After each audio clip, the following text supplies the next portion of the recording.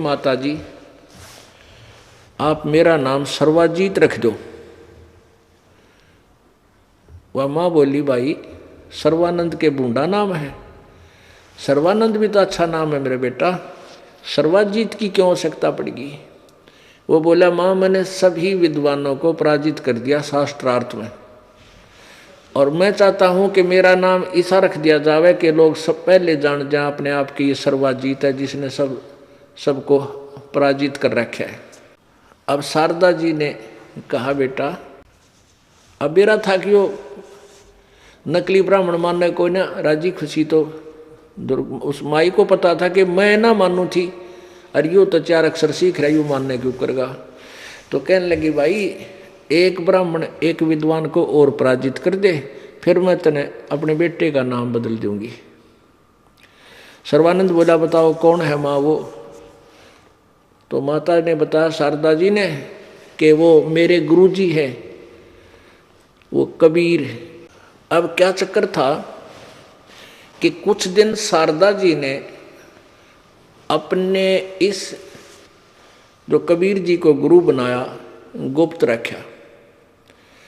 अब किसी को पता लगेगा इस लड़के ने बेरा पट गया तो ये सिर होगा मेरा, और किसी ब्राह्मण ने बेरा पट गया तो वो मेरे साथ रोज खसेंगे। इसलिए उसने कुछ दिन जिक्र नहीं किया आसपास पड़ोस में, मतलब अपने विशेषकर ब्राह्मण वर्ग में, और ना अपने पुत्र को कहा था, बता रखा था। और शारदा परमात्मा की दया होनी थी, या शारदा ने चाहे थी किसी बेटे की फड़क वो मेरे गुरुजी ये काट दें इसने, जब मैं कंसेप्ट क्लियर करूँ।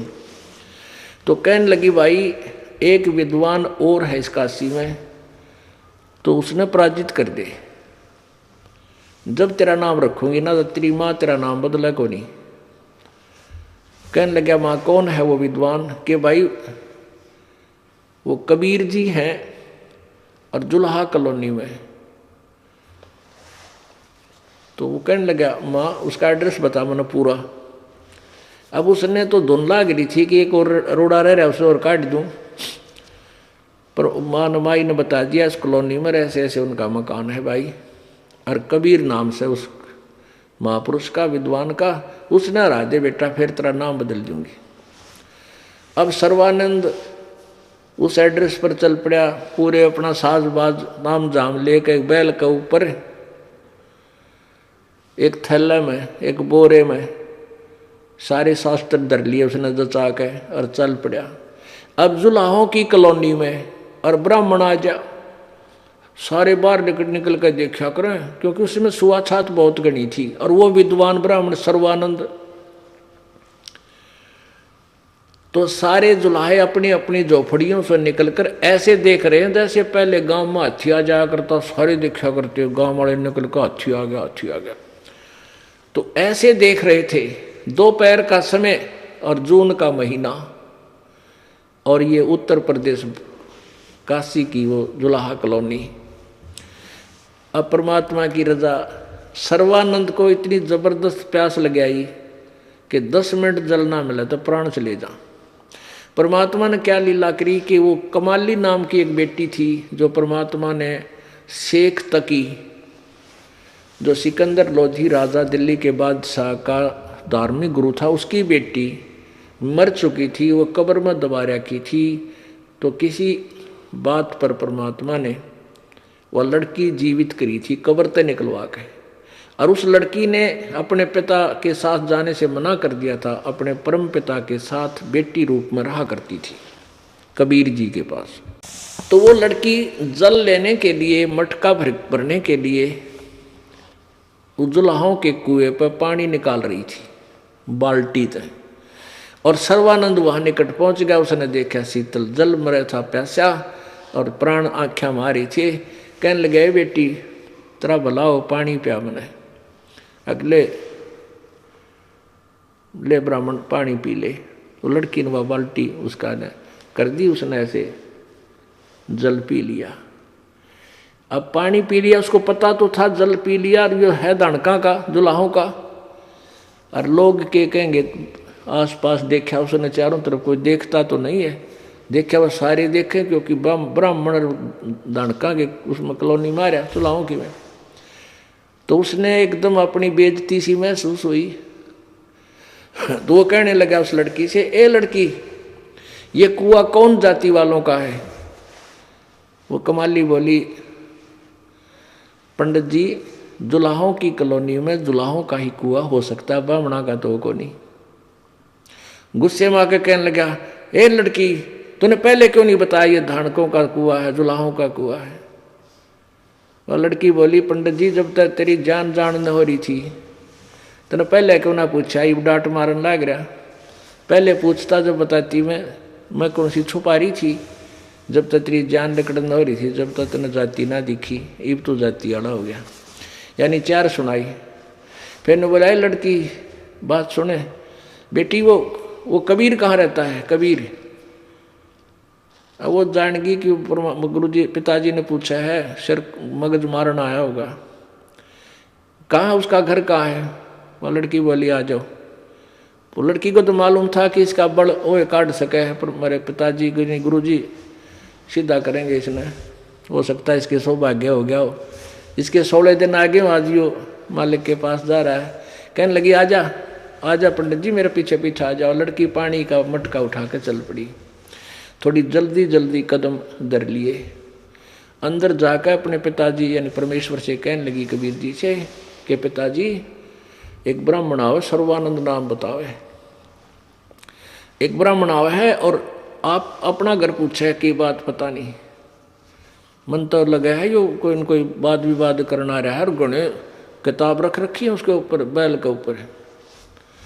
परमात्मा बोले, कोई बात ना बेटी, चर्चा करेंगे परमात्मा की, कुछ वो कहेगा कुछ मैं कहूँगा, कोई बात नहीं, आने दिया जा उसको बुला ला, अंदर ले आना। वह लड़की वापस आई तो सर्वानंद जी पहुंच गया उसी घर में जिसमें वह लड़की प्रवेश किया था, झोपड़ी के आंगन में, द्वार पर खड़ा हो गया गली में। वो लड़की आई, कहने लगी, आजो ब्राह्मण पंडित जी, आजो, पिताजी अंदर बैठे, बुला रहे हैं आपको। अब सर्वानंद ने सोची, यू ज़्यादा बात करने की क्या जरूरत है, इसने ज्ञान ना कुछ और नहीं। एक करमंड लोटा ले रखा था, लोटा पानी का। नो बोला, बेटी ये लोटा मेरा जल का भर दे। वह लड़की लाई एक गिलास बड्डा सा, उसने 1-2 गिलास डाल के वो लोटा फुल कर दिया। नो बोला, और भर दे, और भर दे। वह कति लबालब भरवा लिया ऊपर तक लोटा उस सर्वानंद ने, और कहा, ले इस लोटे को ले जा और कबीर को दे दे, इसका जो उत्तर दे वो मुझे बता। अब वह लड़की लेकर उस लोटे ने धीरे धीरे धीरे धीरे गई। उसने कहा, जल नहीं गिरना चाहिए इसका। कबीर जी के पास बोली, पिताजी, उन्हों का है ब्राह्मण कि ये लोटा पानी का फूल भरा है और इसको कबीर जी को पास ले जा, और के उत्तर दे वो मुझे बता। अब परमात्मा ने एक लंबी सुई धरी थी, इतनी बड़ी लोहे की, वह उसके अंदर डाल दी। वो सुई अंदर डाली, वह तो तली में जा बैठी। सुई तो नीचे जाकर तली में सतह पर टिक गई और उतना ही पानी बाहर निकल गया। अब वह लड़की उसको धीरे धीरे वापस लेकर आई, कहने लगी, ले पंडित जी लोटा तेरा। पर वो सर्वानंद जी ने कहा कि बेटी क्या उत्तर दिया? कि पिताजी कुछ नहीं बोले, उन्हें एक सुई उठा के इसमें डाल दी, लो की सुई डाल दी इसमें। तो वो अंदर गया जाके, कहने लगा, कबीर जी तेने मेरे प्रश्न का क्या उत्तर दिया? परमात्मा बोले, आपका प्रश्न क्या है ब्राह्मण? अब उसने बताया कि मैं तेरे तीन शॉर्टकट बता दूं। मैंने सारे ब्राह्मणों को शास्त्रार्थ में पराजित कर दिया। मेरा नाम सर्वानंद है और मैंने अपनी माता से सर्वजीत नाम रखवाने की प्रार्थना की थी। मेरी माता ने शर्त रख दी कि एक कबीर नाम का दुल्हा है, उसको पराजित मैं कर दूंगा तो मेरी माँ मेरा नाम सर्वजीत रख देगी। तो मैं तेरे से शास्त्रार्थ कराने आया हूँ। और सुन ले बात मेरी, मेरे अंदर पूरा ज्ञान है, परिपूर्ण हूँ मैं ज्ञान से, मेरे साथ वार्ता करने की कोई जरूरत नहीं। यदि तू वार्ता करेगा ना तो जैसे ये लोटा भरा पड़ा है पानी का और फ्लो हो रहा है, मैं ज्ञान से और फ्लो हूँ। तेरा ज्ञान मेरे में समावा नहींगा, इसमें कोई जल डाला जागा लोटे में, वो बाहर जागा, व्यर्थ प्रयत्न है। यदि तू कोई ज्ञान की बात करेगा तो तेरा ज्ञान मेरे अंदर नहीं समाएगा, इस जल की तरह बाहर ही गिरेगा। परमात्मा बोले मन ने बताऊं क्या उत्तर दिया है? क्या उत्तर दिया है कि मन ने इसमें एक सुई डाल दी लो की, और ये सुई तेरे लोटे के तली में जाकर डट गई, तेरा पानी बाहर निकल गया। मेरा ऐसा सॉलिड ज्ञान है, तेरे इस अड़ंगे ज्ञान ने सारे बाहर काट देगा और तेरे हृदय में जम जाएगा सुई की तरह। अच्छा, कर वार्ता, कर शास्त्रार्थ, पर कर प्रसन्न। अब वहां जब देखा कि एक ब्राह्मण है और वार्ता शुरू हो रही है, तो आसपास के दुल्हे भी आगे, वह भोली आत्मा आकर बैठ गया, सुनाएंगे के कहेंगे कि बात चलेंगी भगवान की, क्योंकि कबीर जी की भी चर्चा हो रही थी, आसपास भाइयों भी इधर उधर शास्त्रार्थ किसी ब्राह्मणों को छेड़काव है, इनका झगड़ा वगड़ा भी हो लिया कई बार किसी बात पे। तो वो इन्हों सोचते थे दुल्हे, उस कॉलोनी के लोग व्यक्ति सब बैठ के देखेंगे आज की वार्ता होगी। तो परमात्मा ने प्रसन्न किया कि कौन ब्रह्मा का पिता है, कौन विष्णु की माँ, शंकर का दादा कौन है, सर्वानंद दे बता। तेरे ब्रह्मा विष्णु महेश के माता पिता कौन है, मुझे इस बात का उत्तर दे दे। अब सर्वानंद कहता है वो तो अजरो अमर है, इनके कोई माता पिता नहीं, ये सर्वेश्वर हैं, महेश्वर हैं। ये तूने कहाँ से अड़ंगा प्रश्न कर दिया? परमात्मा बोले देवी भागवत तीसरा स्कंद निकाल ले और शिव पुराण रुद्र संहिता और अध्याय नंबर 4, 5, 6 में देख सर्वानंद। या दुर्गा ब्रह्मा विष्णु महेश की माता है और ये सदा शिव काल रूपी भगवान ब्रह्म इनका पिता है। अब सर्वानंद जी ने देखा, वो खोल साथ ले रहा था तो पूरे सारे सदग्रंथ थोक के भागे धर रहा था, हटदे ही खोल कर देखा तो वो ज्यों के त्यों, वो तो ज्यों के त्यों।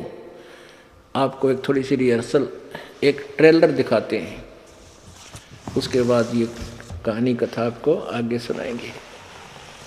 पुण्यात्माओं, आपका बड़ा सौभाग्य है, यह मीठी मीठी सर्दी है, रजाई ओढ़ने बैठे अपना खा के देसी घी का छौंक लगा हुआ माल है और आराम से परमात्मा की महिमा सुन रहे हो। इससे बढ़िया भाग मैंने कोई भगवान पृथ्वी पर किससे के भी को ना।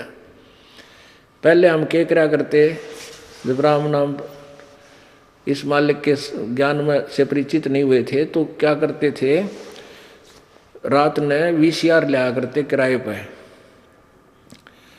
और 3 फिल्म 3-3 घंटे की 100 रुपये लिया करते। वह 100 रुपया हम आज 3 देखेंगे, वो सारी कसर काट लेंगे।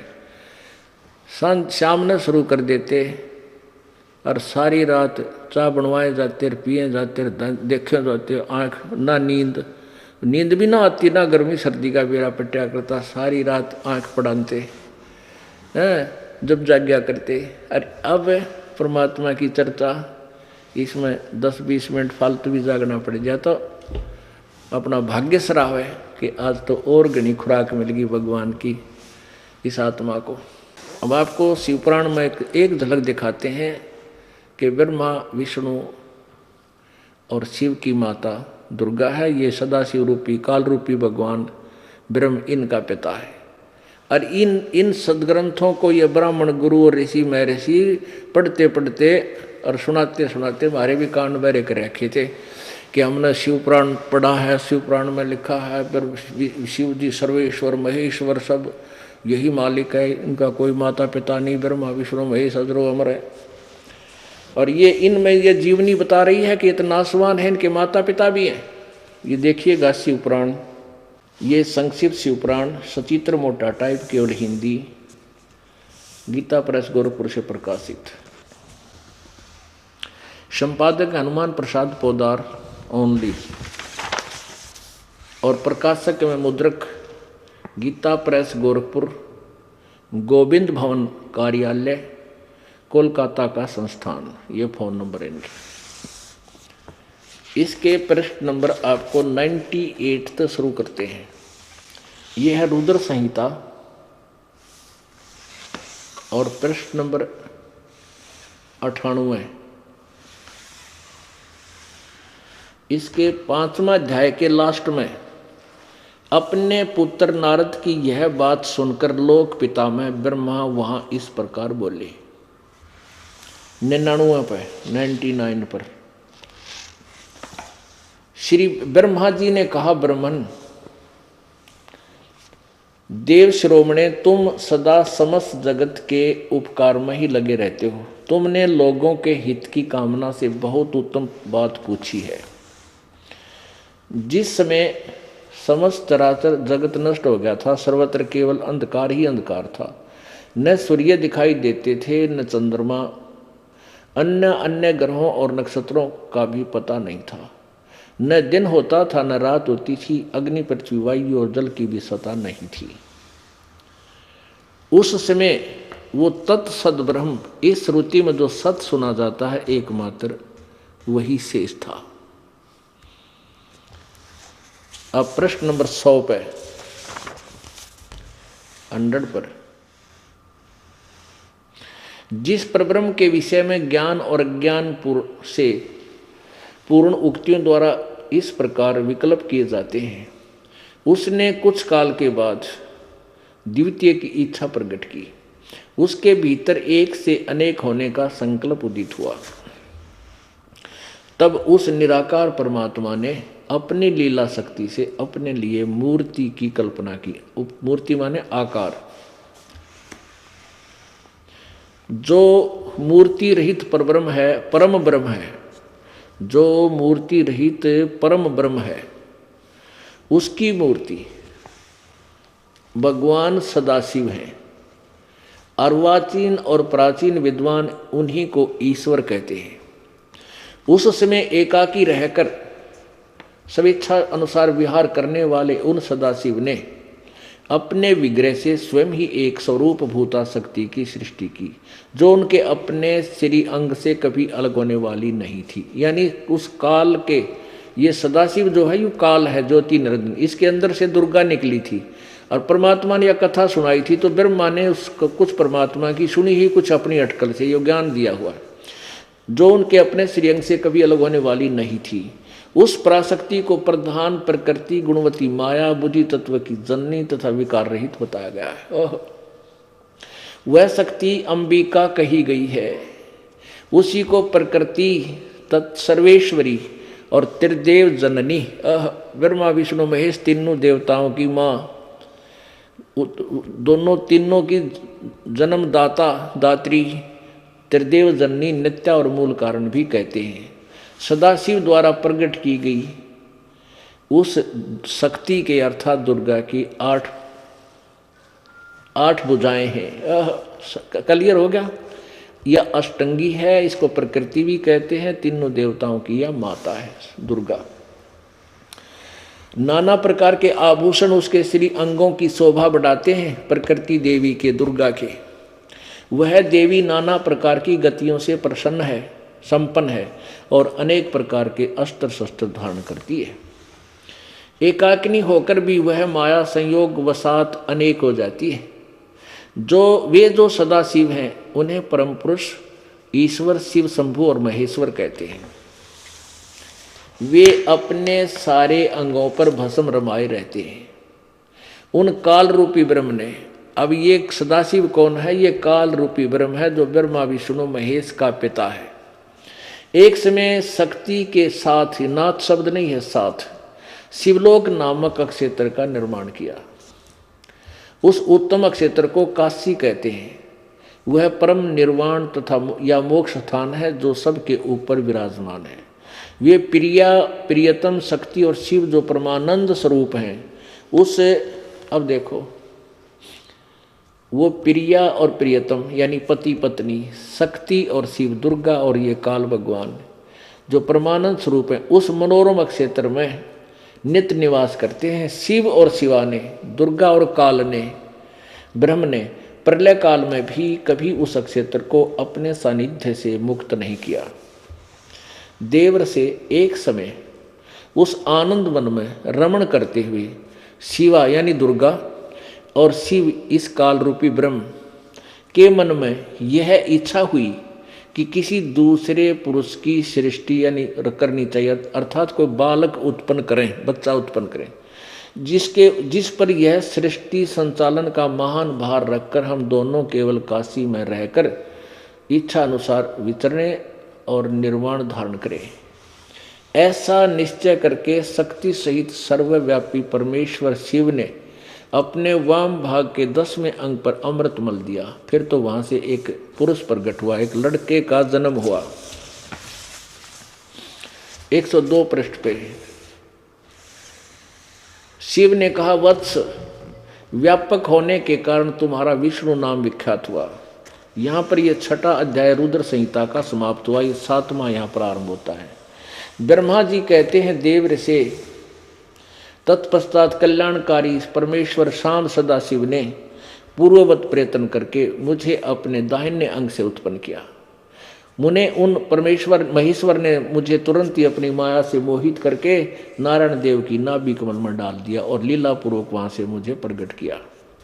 इस प्रकार उस कमल से पुत्र के रूप में मुझ हिरण्यगर्भ का जन्म हुआ। अब यहाँ पर कंसेप्ट क्लियर हो गया कि दुर्गा और काल के संयोग से पति पत्नी व्यवहार से विष्णु की उत्पत्ति जन्म हुआ और ब्रह्मा का। अब यहाँ अनुवाद करता विचलित है कि शिव से शिव का जन्म कैसे लिखूं, उसको गोल मोल कर दिया। लेकिन कहते हैं चोर चुराई तूंबड़ी वो गड्ढे पानी में, वो गड्ढे व ऊपर आवे न सच्चाई छानी ना। 110 पृष्ठ पर देखिए, यही संक्षिप्त शिवपुराण रुद्र संहिता अध्याय नंबर 9, ये अध्याय नंबर 9 के लास्ट में ये समाप्त होता है। यहाँ पर इस प्रकार ब्रह्मा विष्णु और रुद्र इन 3 देवताओं में गुण है, परंतु शिव गुणातीत माने गए। यानी ब्रह्मा विष्णु और रुद्र ये अलग हैं और ये शिव अलग है। तो यहाँ फिर शंका आ जाती है कि रुद्र और है, महेश और है। इसका कंसेप्ट भी क्लियर कर रखा है पृष्ठ नंबर 25, 27 पे विद्वेश्वर संहिता में। उसमें क्या है कि एक समय ब्रह्मा और विष्णु जी का आपस में झगड़ा हो गया। किस बात पे? ब्रह्मा जी कहते हैं विष्णु जी के पास जाके कि मैं तेरा बाप, तू खड़ा होकर मेरा सत्कार क्यों नहीं करता? विष्णु जी कहते हैं मैं तेरा पिता हूँ, ये सारा संसार मेरे अंदर ही समाया हुआ है, तू अपने आप को कैसे? वो कहता है तू मेरा बेटा। यानी विष्णु जी बोले मैं तेरा बाप और ब्रह्मा बोला मैं तेरा बाप, दोनों का वहाँ पर युद्ध हो गया। तो इस काल भगवान ने उनके दोनों के बीच में इस ज्योति निरंजन ने एक स्तंभ खड़ा कर दिया। ये देखो, ये विद्वेश्वर संहिता संक्षिप्त शिवपुराण 24 पृष्ठ। अच्छा, यहाँ फिर ये आपस में इसको देखने लगे। फिर वहीं पर ये काल प्रकट हो गया सदा शिव के रूप में। शिव के रूप में जो शिव की वेशभूषा आप देखते हो उसी रूप में इसे ये काल प्रकट हो गया। 25 पे यहाँ नीचे क्या कहता है? फिर ब्रह्मा और विष्णु ने प्रश्न किया। ब्रह्मा और विष्णु ने पूछा, ये विद्वेश्वर संहिता है, विद्वेश्वर संहिता। ब्रह्मा और विष्णु ने पूछा, प्रभो सृष्टि आदि 5 कृत्यों के लक्षण क्या हैं? ये हम दोनों को बताइए।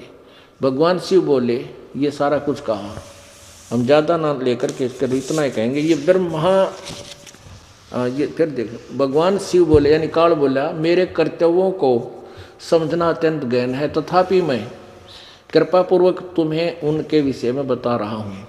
ब्रह्मा और अच्युत अर्थात विष्णु सृष्टि और पालन, संहार, तिरोभाव और अनुग्रह, ये 5 ही मेरे जगत संबंधी कार्य हैं जो नित्य सिद्ध हैं। और संसार की रचना का जो आरंभ है उसको सर्ग या सृष्टि कहते हैं। ये काल बता रहा है ब्रह्मा और विष्णु को। पुत्रों, क्या कहता है? पुत्रों, तुम दोनों ने तपस्या करके प्रसन्न हुए मुझ परमेश्वर से सृष्टि और सतिथि नामक 2 कृत प्राप्त किए। ये तुम दोनों तुम्हें बहुत प्रिय है। इसी प्रकार मेरी विभूति स्वरूप रुद्र और महेश्वर में 2 अन्य उत्तम कृत्य, संहार और तिरोभाव मुझसे प्राप्त किए। ये मैं नहीं, ने शब्द है। अब ये ब्रह्मा विष्णु महेश तो ऊपर हो गए, जो सतिथि और सृष्टि और रुद्र और महेश्वर ये और न्यारे हो गए उस काल से जो बोल रहा है मुझसे प्राप्त, परंतु अनुग्रह नामक कृत दूसरा कोई प्राप्त नहीं कर सकता। रुद्र और महेश्वर अपने कर्मों को भूले नहीं, इसलिए मैंने उनके लिए अपनी समानता प्रदान की है। अब परमात्मा ने बता दिया सच्चाई, लेकिन कहते हैं राज तजना सहज है, सहज त्रिया का नेह, और मान बढ़ाई ईर्षा व दुर्लभ तजना ये, या मान बढ़ाई ना छूटती इस प्राणी पे। आँखें देख ली उस नालायक ने और मान बढ़ाई का भूखा गया तो तेरी सारी ये पंचर हो गया तेरी सारी ट्यूब में और बात बिगड़ गई। ओहो, तो इसे सिद्ध है कि ये लोग भगवान नहीं चाहते, बकवाद चाव थे। अरे भगवान जिसने कदे तुमने को अशिक्षित था, उसने संस्कृत पढ़ी नहीं और उसने बता दिया तेरी शिव पुराण में उस पृष्ठ पर उस रुद्र संहिता में ऐसे लिखा है, और फिर भी आंख ना खुली। तेरा गजब हो। अब आँखें देख के भी ना मान्या, कहने लगा ये झूठ बोलता है, देख लो भाइयों झूठ बोलता है, इसको क्या पता संस्कृत में क्या लिखा है, अनपढ़ है, अशिक्षित है। तो सारे दुल्हा जो बैठे थे बेचारे भोले भाले वो कहने लगे हाँ ब्राह्मण ठीक कह रहे हो, इसको क्या पता, ये तो ऐसे बकवाद कर रहा है। परमात्मा बोले भाई चल फिर तू बता देता है, ना समझ में आती मेरे। तो वो लगा फिर संस्कृत सुनान, अड्ड की बट पता नहीं क्या बोला है। कहते इसमें क्या लिखा है, संस्कृत बोल गया किरा कित की लगा रहा बोलता रहा बोल, कंठस्थ याद कर रखी थी बहुत सी अध्याय। अब परमात्मा पूछे थे ब्रह्मा विष्णु महेश के माता पिता का नाम बता दे, उन्होंने नाटक और शुरू कर दी संस्कृत में बोलना, तुम्हें माता च पिता तुम्हें बंधु च सखा तुम्हें। अब 1 घंटा वो संस्कृत बोलता ही रहा तो उन भोली आत्माओं ने विजयी कर दिया, ताड़ी पीट दी, वाह वाह सर्वानंद, वाह सर्वानंद, क्या बात की। और उन श्रोताओं ने पता है सर्वानंद के बांडा है बड़ी बूझ, और उसको समर्थन कर दिया, वो विजयी घोषित कर दिया। ये शास्त्रार्थ नहीं हुआ करते पहले पीपल तला बैठ के, इसलिए इन नकलियों का दाव लगा रहा। अब समाज शिक्षित है, शास्त्रार्थ होता है भी, ये देखो ऐसे टीवी चैनल आप हुआ करेंगे शास्त्रार्थ। पहले तो ये कोई मैदान मान नहीं सकते इस दास के सामने, और आगे तो ये टीवी चैनल पर लाऊंगा इनको पकड़ के, गाँव बैठो सारा संसार देखेगा। एक कमरे में बैठ कर कोई अपनी अपनी गा दे। अब समाज शिक्षित है, सबको दिखाएंगे देखो ये क्या लिखा है, ये क्या बोल रहा है नकली, ये सारे फिर रफू चक्कर हो जाएंगे। अब परमात्मा बोल रहा था, पूछ रहा था ब्रह्मा विष्णु महेश का नाम क्या है, और वो सुना रहा है रामायण के कुंड से ग्रंथ की कथा।